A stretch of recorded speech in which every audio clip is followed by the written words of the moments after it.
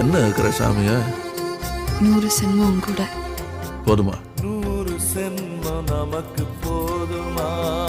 வேற வர ஏதும் கேப்பமா? சகாவரம் கேப்போம் அந்த சாமிய, அந்த சாமிய.